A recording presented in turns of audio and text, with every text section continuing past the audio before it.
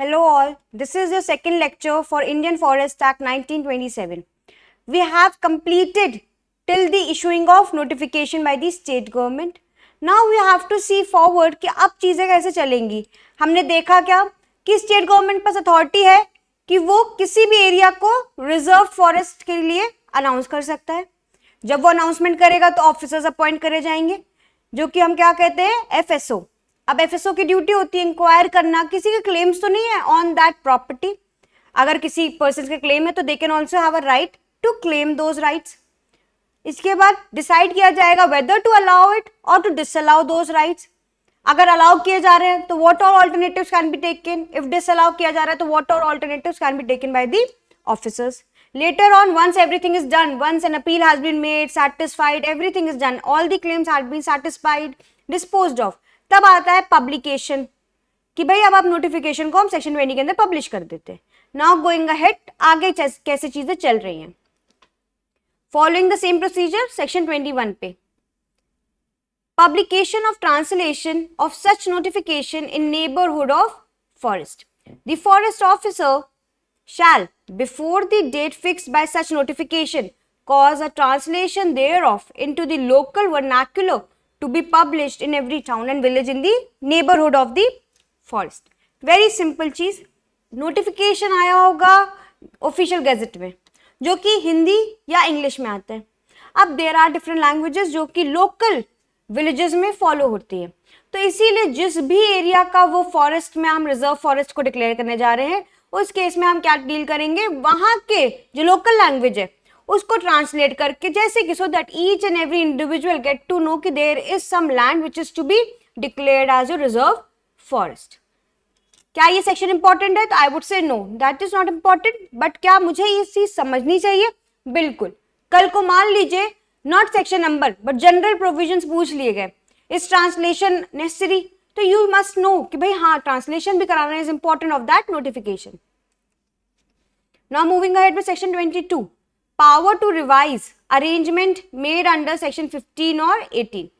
The state government may within 5 years from the publication of any notification under section 20 revise any arrangement made under section 15 or section 18 and may for this purpose rescind or modify any order made under 15 or 18 and direct that one of the proceedings specified in 15 to be taken in lieu of any other of such proceedings or that the rights admitted under section 12 to be commuted under section 16. तो दो चीजों की बात की जा रही है 15-18 में जो आपके ऑर्डर्स दिए हैं अपील का, ठीक है, appellate order under your section 18 and 15 में क्या है आपका एडमिटेड ऑर्डर्स. ठीक है,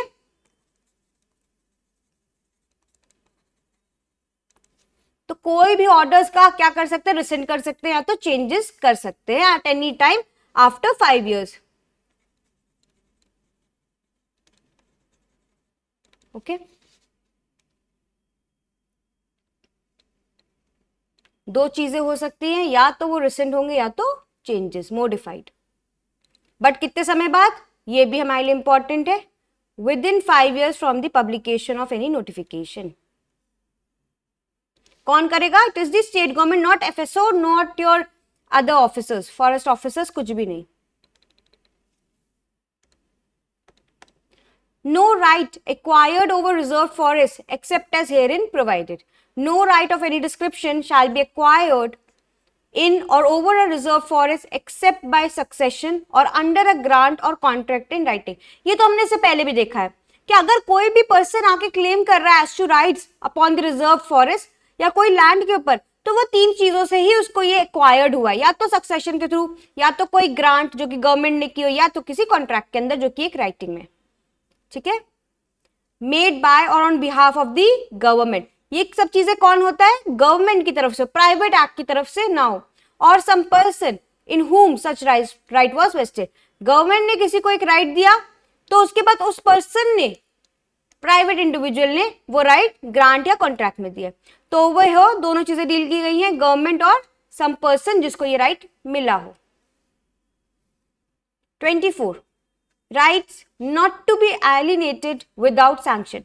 जो भी राइट्स आपको मिले हैं, those rights given by succession, grant or contract, these can not be alienated. Alienated मतलब आज मेरे पास राइट है तो मैं ये ट्रांसफर ऑफ राइट नहीं कर सकती.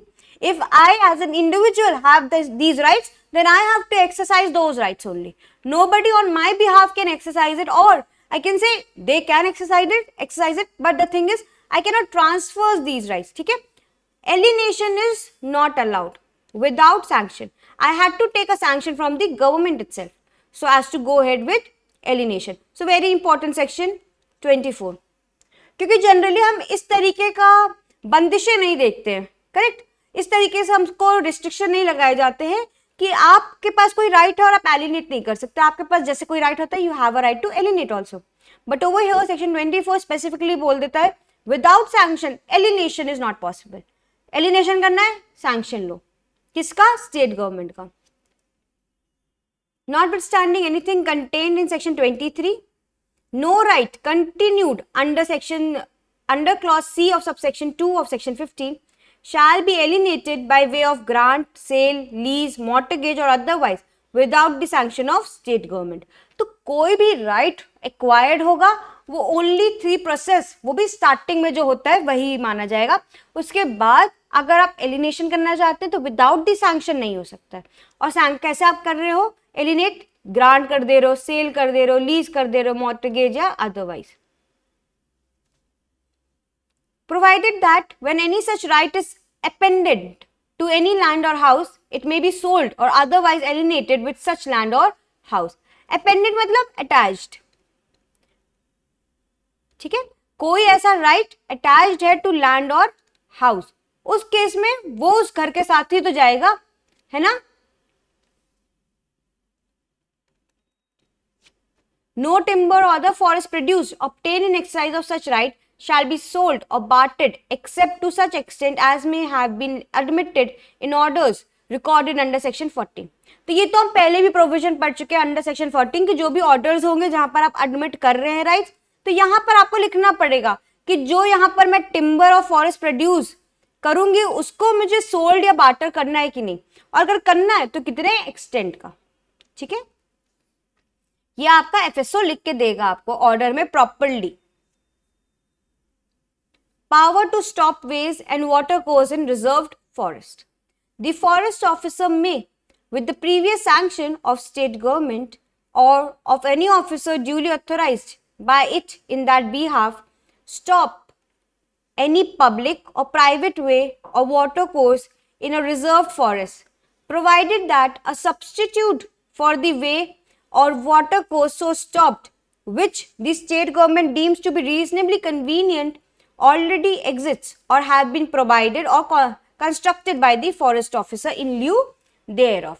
तो अगर आप रोक रहे हैं कोई भी दिक्कत नहीं है, स्टॉप कर सकते हो आप कोई भी प्राइवेट या public way of water course, way or water course, public हो चाहे प्राइवेट हो, in a reserve forest provided that the substitute for the way or water course so stopped, आपने जो स्टॉप किया है deems to be reasonably convenient, already exists or has been provided or constructed by the forest officer. आपने जो भी private या public वे या water course को स्टॉप किया है तब कोई और वे और वाटर कोर्स वहां पर कन्वीनियंटली अवेलेबल होना चाहिए, तब आप स्टॉप कर सकते हैं.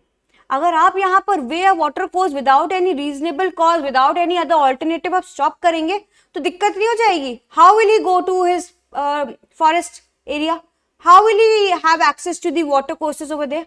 तो इसीलिए यहाँ पर स्टॉप करने का राइट है, आपको प्रीवियस सैंक्शन चाहिए स्टेट गवर्नमेंट की, प्लस कोई ऑल्टरनेटिव अवेलेबल होना चाहिए. नाउ सेक्शन 26 एक्ट्स प्रोहिबिटेड इन सच फॉरेस्ट. कौन कौन से एक्ट्स प्रोहिबिटेड होंगे? Section 26 important for you. Any person who makes any fresh clearing prohibited by section 5.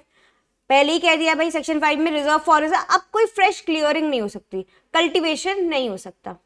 Sets fire to a reserve forest or in contravention of any rules made by the state government in this behalf, kindles any fire or leaves any fire burning in such manner as to endanger such a forest.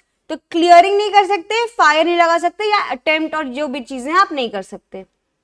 और who in a reserve forest kindles, keeps or carries any fire except at such season as the forest officer may notify, trespasses or pastures cattle or permits cattle to trespass, causes any damage by negligence in felling any tree or cutting or dragging any timber, fells, girdles, lops, taps or burns any tree or strips off the bark or leaves, quarries stone, burns lime or charcoal, or collects subject to any manufacturing process, or removes any forest produce, clears or breaks up any land for cultivation, in contravention of any rule made in this behalf by the state government, hunts, shoots, fishes, poisons water or sets traps or snares. In any area in which the Elephants Prevention Act is not in force, kills or catches elephants in contravention of any rule. कोई भी आप जो कि prohibited acts है, एक बार बस read करना है, ठीक है. इनकी हमें क्या चाहिए, एक प्रॉपर रीडिंग चाहिए होगी, नथिंग एल्स. कल जब क्वेश्चन आएगा you will be able to solve it, बस प्रॉपरली रीड करना है. और यहां पर भी जो दो ऊपर लिखे हुए हैं, कोई भी आप कॉन्ट्रवेंशन कर रहे हो तो it is amount to punishment for a term which may extend to 6 months or with fine which may extend to 500 rupees or with both. In addition to such compensation for damages done in the forest as the convicting court may direct to be paid. तो कितना आपको fine punishment लगेगी, 6 months की, और fine कितना, extend to 500 rupees और both. Now clause 2. Nothing in this section shall be deemed to prohibit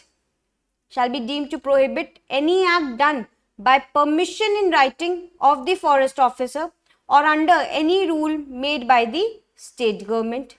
ठीक है, प्रोहिबिट नहीं करेगा. अगर परमिसिव है कोई एक्ट, परमिसिव एक्ट है, रूल्स के अंदर आपको परमिशन मिली है, तब कोई भी जो आप अबव लिमिटेड एक्ट्स है वो आपके प्रोहिबिटेड नहीं होंगे. The exercise of any right continued under clause C or created by grant or contract in writing by behalf under 23, this section itself. Whenever fire is caused willfully or by gross negligence in a reserved forest, the state government may direct that in such forest or any portion thereof, the exercise of the rights of pasture or to forest produce shall be suspended for such time as it thinks fit. तो अगर fire लगी है तो suspend हो जाएगा आपका forest produce का right and your pasture right for some time. एक जस्ट अ सेकेंड, ठीक है. Now moving ahead with 27. Power to declare forest no longer reserve.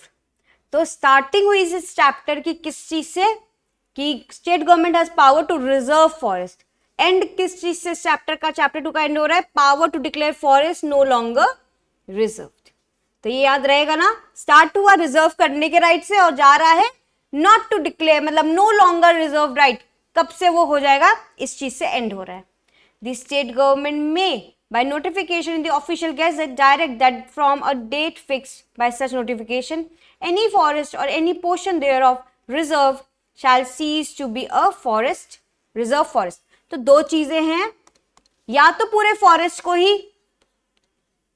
हमने क्या कह दिया कि भाई रिजर्व फॉरेस्ट नहीं है, और पोर्शन देयर ऑफ, ठीक है, या तो कोई portion of that forest will be called as ceasing to be the reserved forest. From the date so fixed, such forest or portion shall cease to be reserved, but the rights which have been extinguished therein shall not revive in consequence of such cessation. जो भी rights आपने claim किए थे और उनको defile कर दिया गया कि नहीं भाई आपको अलाउड नहीं है, डिसअलाउ किए, तो इसका मतलब ये नहीं कि जब वो forest land cease to be reserve forest हो जाएगी तो आपके राइट्स रिवाइव हो जाएंगे, नहीं. एक बार डिसअलाउ हो गया, डिसीजन आ चुका है, अब उस पर बात नहीं होगी। अगर अब आपको कोई राइट्स न्यू क्लेम करने हैं तो आप फिर से कॉन्ट्रैक्ट लीजिए, फिर से आप ग्रांट लीजिए और तब आप वो कंटिन्यू कर सकते हैं, but not prior. Ipso facto यहाँ रिवाइवल नहीं हो रहा है, no ipso facto revival, very important. Reserve forest हमने देख लिया, अब हम आते हैं चैप्टर 3 में जो कि बात कर रहा है विलेज फॉरेस्ट की। Chapter 3 talks about village forest, chapter 2 talks about what, reserve forest. Section 28 pre में पूछा जा चुका है इससे पहले कि विलेज फॉरेस्ट का फॉर्मेशन किस सेक्शन में होता है। Formation of village forest, the state government may assign to any village community the right of government to or over any land which has been constituted a reserve forest and may cancel any assignment. All forests so assigned shall be called village forest. तो state government किसको assign करेगी, village community को, किस चीज का rights, कि किसी भी रिजर्व्ड एरिया को आप विलेज फॉरेस्ट में कन्वर्ट कर सकते हो, उसको आप असाइन कर दीजिए एज अ विलेज फॉरेस्ट, और वही आपका सो फॉरेस्ट जो असाइन, जिस फॉरेस्ट को ये असाइनमेंट मिला है एज टू विलेज फॉरेस्ट, वो विलेज फॉरेस्ट कहलाएगा। सिंपल सी बात। The state government may make rules for regulating the management of village forest, prescribing the conditions under which the community to which any such assignment is made may be provided with timber or other forest produce or pasture and their duties for protection and improvement of such forest. तो जिस भी that is village community को एक right भी मिलेगा कि आप pasture करा लीजिए, आप क्या कहते हैं प्रोड्यूसेस ले लीजिए, वहां से फॉरेस्ट प्रोड्यूस टिम्बर ले लीजिए, बट आपको प्रोटेक्शन और इंप्रूवमेंट भी करनी है। With the rights comes the duties. तो यहां तो ये राइट्स हैं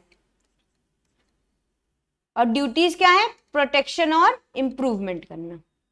okay, timber forest produce pasture तो आप करा ही सकते हो, साथ ही साथ आपको प्रोटेक्शन और इंप्रूवमेंट भी करना है। All the provisions of this act relating to reserve forest shall apply to village forest. Same जो रूल्स आपके रिजर्व फॉरेस्ट के, same rules will apply to village forest. Now का गोइंग अहेड विद चैप्टर 4 जो कि बात कर रहा है आपके प्रोटेक्टेड फॉरेस्ट की। पहला रिजर्व, विलेज, अब आपका protected forest. Section 29 talks about your protected forest. The state government may, by notification in the official gazette, declare the provisions of this chapter applicable to any forest land or wasteland which is not included in the reserve forest. Very important. जो कि reserve forest में नहीं included है, but which is the property of government, government की property है, और over which the government has proprietary rights, or to the whole or any part of the forest produce of which the government is entitled. कुछ मिलती जुलती ही definition है आपके किसकी, आपके रिजर्व फॉरेस्ट वाली, पर उसमें बस ये लाइन नहीं थी, नॉट इंक्लूडेड वाली लाइन नहीं थी और बाकी सब वही था। तो फॉरेस्ट लैंड हो एक्सक्यूज मी, वेस्ट लैंड हो या वेस्ट प्रोड्यूस हो, third property of the government हो सकती है, या तो प्रोप्राइटरी राइट हो या कोई गवर्नमेंट एंटाइटल्ड हो उस चीज के लिए। तो उसको क्या एक मिनट, स्टेट गवर्नमेंट का ही यहाँ पर राइट है डिक्लेयर करने का those kinds of forest as protected forest. The forest land and waste land comprised in such notification shall be called protected forest. Okay. No such notification shall be made unless the nature and extent of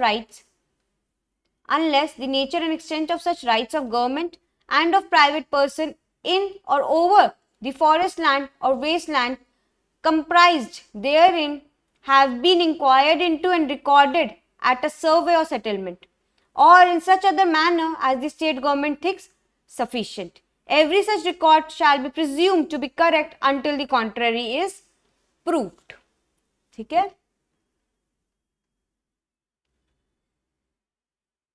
simple सी बात है। No person has the right over those जितना unless the nature and extent of such rights of the government, जितना government का right है उतना ही होगा, उस मतलब जितना गवर्नमेंट या प्राइवेट पर्सन का राइट है उतना ही आपको राइट्स मिलेंगे। provided that if in the case of any forest land or wasteland, the state government thinks that such inquiry and record is necessary, कोई इंक्वायरी या रिकॉर्ड करना is necessary, but they will occupy such length of time as in the meantime to endanger the rights of the government. The state government may, pending such inquiry and record, declare such land to be protected forest, but so as not to abridge or affect any existing rights of individuals or community. कह रहा है कि अगर inquiry और record maintain करने में समय लग रहा है, तब इस केस में स्टेट गवर्नमेंट बिना अपना डिले करते हुए अपने राइट्स को प्रोटेक्टेड फॉरेस्ट डिक्लेयर कर देगी, बट जब वो डिक्लेयर करेगी तब ये कुछ भी अब्रिज नहीं करेगा, ना ही अफेक्ट करेगा जो भी पर्सन के एग्जिस्टिंग राइट्स है, जिस भी कम्युनिटी या इंडिविजुअल के एग्जिस्टिंग राइट्स है उस फॉरेस्ट में, उसको अफेक्ट नहीं करेगा. But for time being all the rules and regulations of a protected forest will apply. Till the time क्या हो रही है, आपकी रिकॉर्ड या इंक्वायरी हो रही है. Okay, not to abridge or affect any existing right.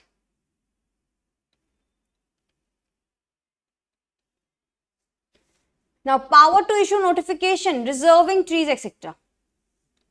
इससे पहले power to issue notification कहाँ थी, किस सेक्शन में, as to your reserved forest, याद करिए. और पब्लिकेशन कहाँ था ऑफ ट्रांसलेशन, हमने आज का लेक्चर ही उस सेक्शन से स्टार्ट किया है ना. ऐसे में हम लिंक करेंगे तो हमें वो सेक्शन भी याद हो जाएगा और ये पर्टिकुलर सेक्शन भी याद हो जाएगा.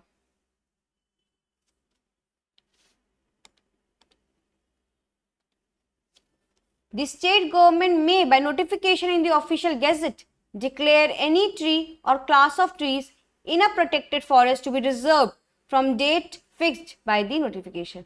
तो क्या डिक्लेयर कर सकते हैं, ट्रीज और class of trees. Declare that any portion of such forest specified in the notification shall be closed for such term not exceeding 30 years. Protected forest का मतलब क्या होता है, रिजर्व फॉरेस्ट मतलब रिजर्विंग करना, जो भी वहां पर आपके ट्रीज हैं, जो भी एनिमल्स हैं, उनको रिजर्व करना, एक प्रोटेक्शन देना कि भाई लोगों के पास राइट होता है क्या करने का, कल्टीवेशन राइट्स होते हैं, but in your protected forest no rights of cultivation. ठीक है, बस एक ही डिफरेंस है आपका रिजर्व और प्रोटेक्टेड फॉरेस्ट में. रिजर्व फॉरेस्ट में राइट टू कल्टीवेशन अवेलेबल होता है, but in case of A protected forest कोई राइट्स अवेलेबल नहीं होते. Declare that any portion of such forest closed, देखो यहां लिखा है ना, shall be closed for a term not exceeding 30 years, 30 साल तक के लिए बंद कर देंगे उनको कि कल्टीवेशन ना हो. As the state government thinks fit and that the rights of private person if any over such portion shall be suspended during such term, provided that the remainder of such forest be sufficient and in the locality reasonably convenient for the due exercise of the rights suspended in the portion so closed. ये एक बहुत बड़ा सा land है का area है, मैंने ये आपका कर दिया है प्रोटेक्टेड. ठीक है, और कोई इंडिविजुअल है जिसके राइट्स हैं इन दी protected land,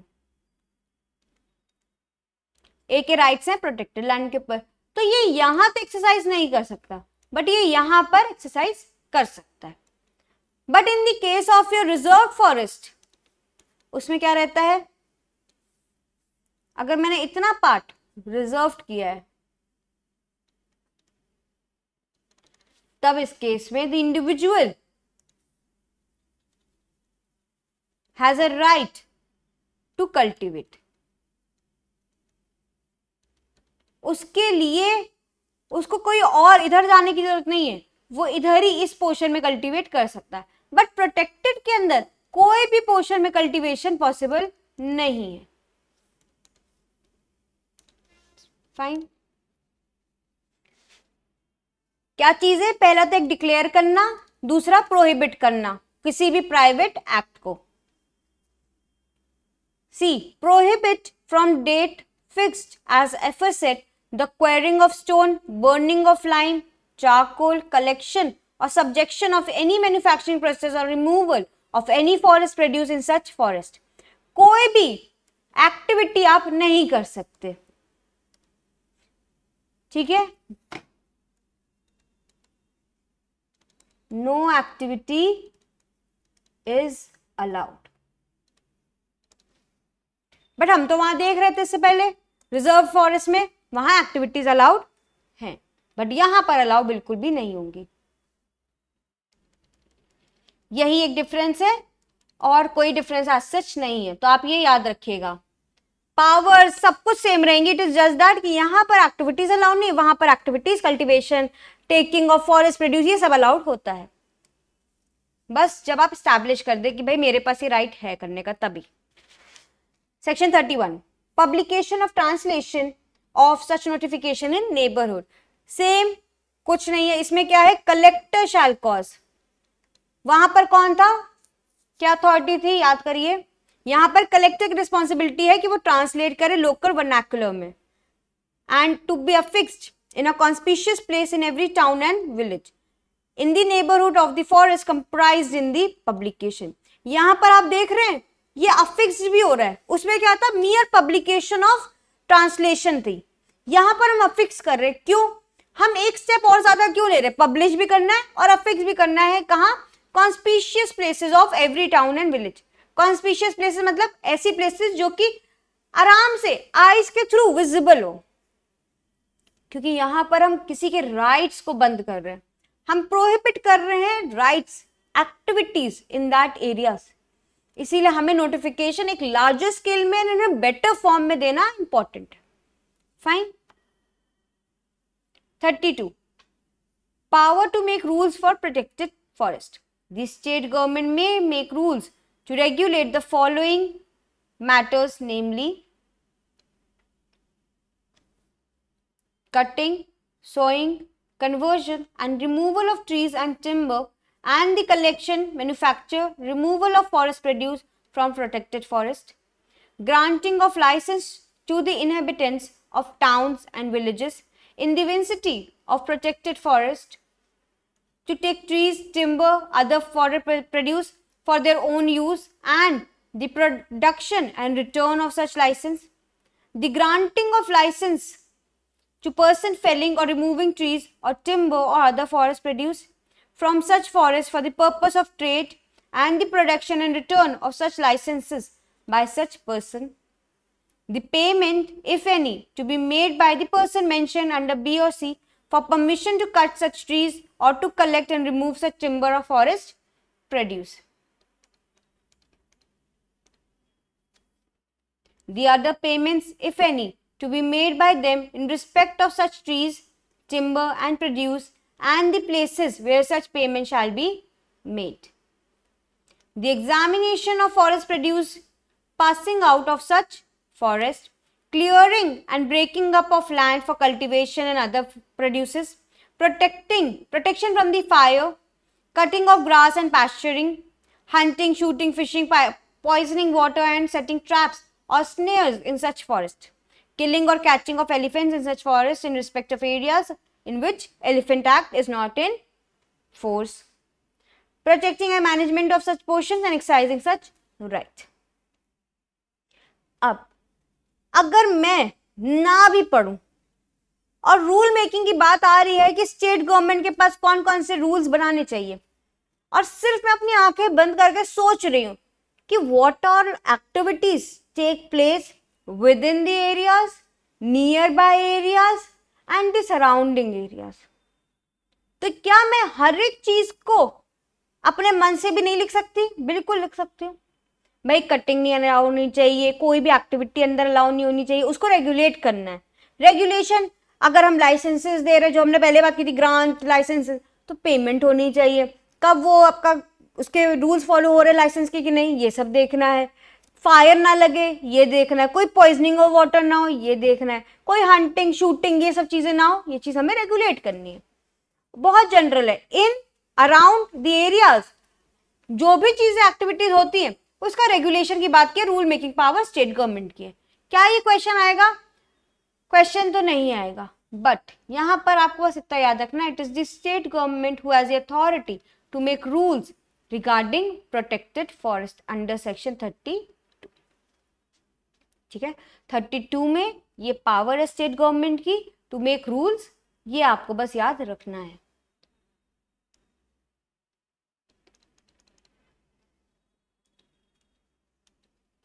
Now moving ahead with section 3. Penalties for acts in contravention of notification under section 30.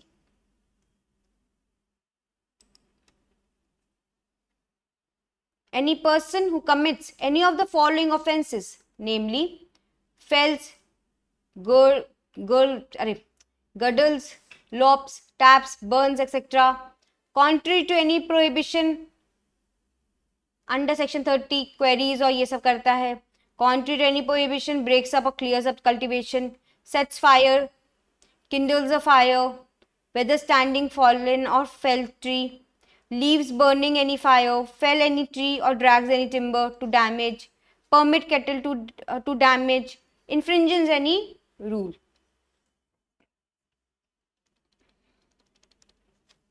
कितना पनिशमेंट है?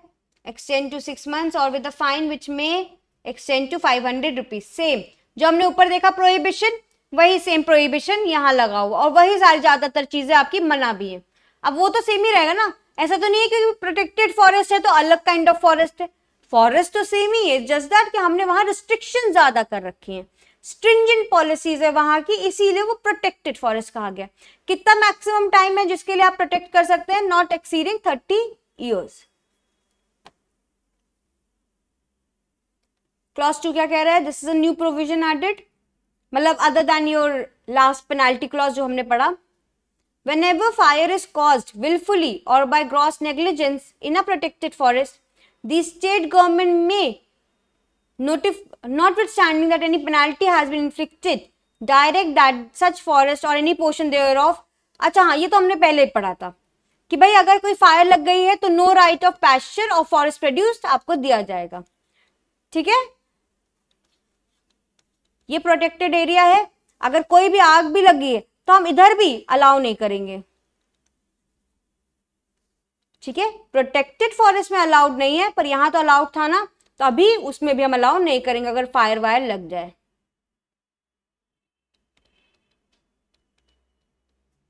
32. Nothing in this chapter to prohibit acts done in certain cases.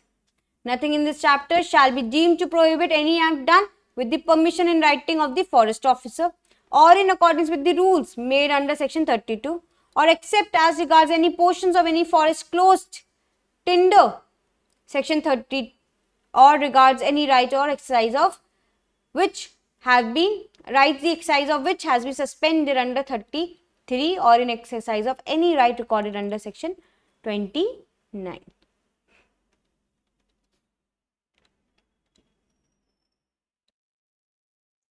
Moving ahead with chapter 5, which talks about control over forest and lands not being the property of government।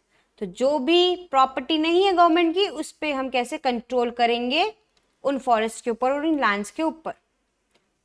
क्योंकि अभी तक हम देख रहे हैं कि प्रोप्राइटरी राइट हो या भाई गवर्नमेंट प्रॉपर्टी है, तो आप आराम से किसी भी फॉरेस्ट एरिया को, किसी भी लैंड एरिया को, वेस्ट एरिया को आप रिजर्व फॉरेस्ट, प्रोटेक्टेड फॉरेस्ट आप डिक्लेयर कर सकते हैं। तो अब चैप्टर 5 बात कर रहे हैं प्राइवेट लैंड्स की, जो कि भाई प्रॉपर्टी नहीं है गवर्नमेंट की, उस पे हम कैसे कंट्रोल करेंगे। Section 35, protection of forest for special purposes.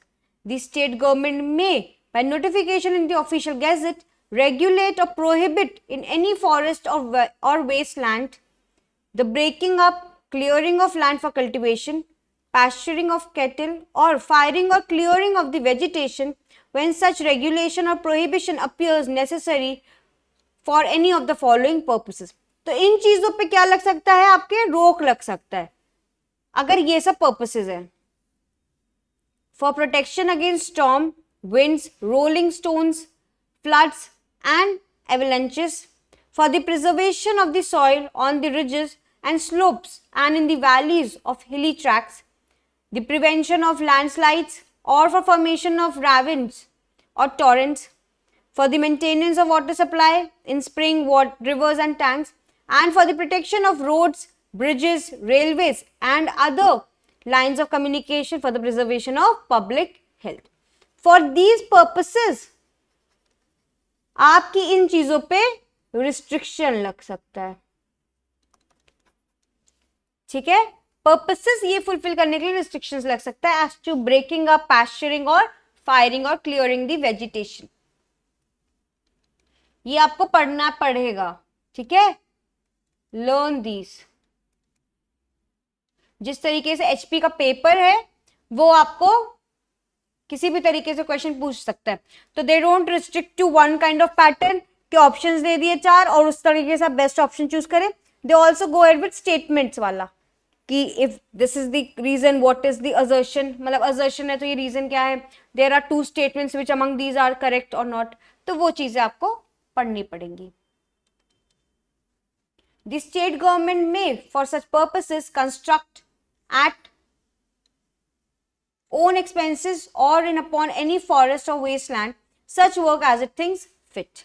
No notification shall be made under subsection 1, nor shall any work be begun under subsection 2 until after the issue of notice to the owner of such forest or land calling on him to show cause within a reasonable period to be specified in such notice, why such notification should not be made or work constructed as the case may be, and until his objections, if any, and any evidence he may produce in support of the same have been heard by an officer duly appointed in that behalf and have been considered by the state government.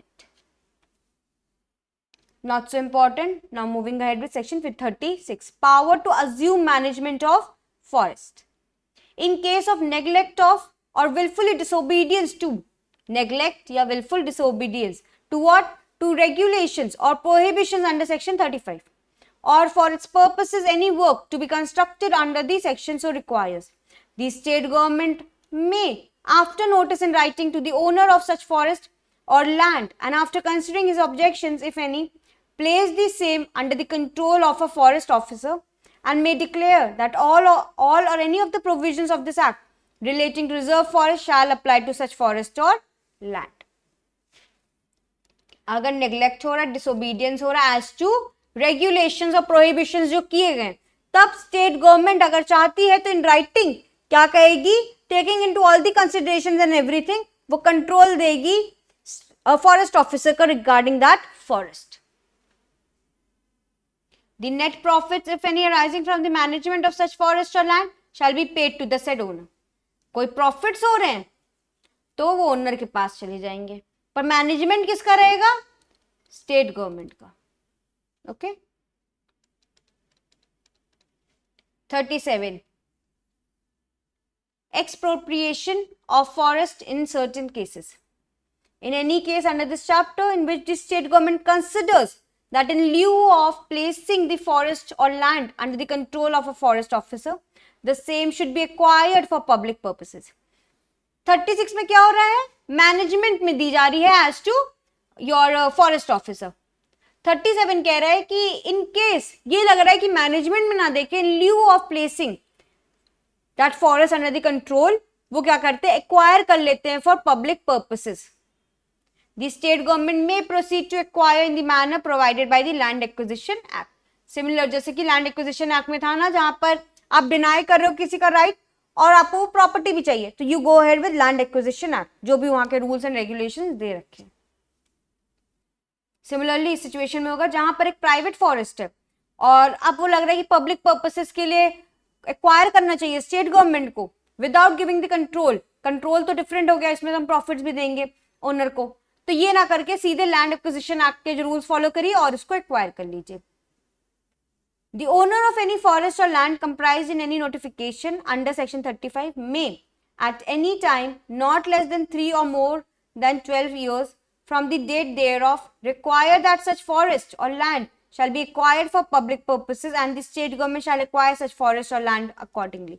ठीक है, जहां पर अगर किसी person को लगता है, owner को, कि ये एक्वायर होना चाहिए पब्लिक पर्पसेस के लिए बाय द स्टेट गवर्नमेंट, तो वो एक्वायर कर सकते हैं. कितना, not less than 3 but not more than 12 years. ठीक है, 3 to 12 ईयर्स के बीच में आप ऐसा चीजें बोल सकते हैं, एक्विजिशन करवा सकते हैं. 38. Protection of forest at request of owners. The owner of any land, or if there may be more than one owner thereof, the owners of shares therein, amounting in the aggregate to at least 2/3 thereof, may, with a view to the formation or conservation of forest thereon, represent in writing to the collector. Very important. अगर कोई owner चाह रहा है खुद से क्या करना, protection करना, फॉर्मेशन या कंजर्वेशन ऑफ फॉरेस्ट, तब उसको राइटिंग में प्रेजेंट करना पड़ेगा कलेक्टर को. His desire as to that such lands be managed on the behalf of the forest officer or as a reserved or a protected forest on such terms as may be mutually agreed thereupon, mutually agreed between the government and the owner, or that all or any of the provisions of this act applies to such land. इन दो cases में वो कर सकता है. Important section number is important. In either case, the state government may by notification apply to such land such provisions of this act as it thinks suitable to the circumstances thereon and as may be desired by the applicants. ठीक है, तो वो जिस तरीके से भी state government को convenient लगेगा उस तरीके से रूल अप्लाई करके, प्रोविजंस अप्लाई करके उसको यूज कर सकते हैं. Not so difficult act, but हाँ चीजें याद करनी पड़ेंगी, कौन से चैप्टर में क्या बात की गई है, क्या प्रोसीजर फॉलो हो रहा है, and everything. Now going ahead with chapter 6 which talks about duty on timber and other forest produce. Duties मतलब taxes, taxes on timber and other forest produce. आप उस फॉरेस्ट से कुछ टिम्बर या फॉरेस्ट प्रोड्यूस ले जा रहे हैं तो उसमें टैक्सेस लगेंगे, जो कि चैप्टर 6 में बताए गए. Section 39 important number, power to impose duty on timber and other forest produce. ये आपके प्री में पूछा गया था कि who has the right or who has the power to impose duty. तो it is the central government, right. अभी तक हम क्या पढ़ते आ रहे हैं, स्टेट स्टेट स्टेट गवर्नमेंट. अभी it is the central government who has a right, who may लेवाई a duty in such manner at such place and at such rates as it may declare by the notification in the official gazette on all timbers or other forest produce. State government की authority है, ये already pre में previous question में पूछा गया था.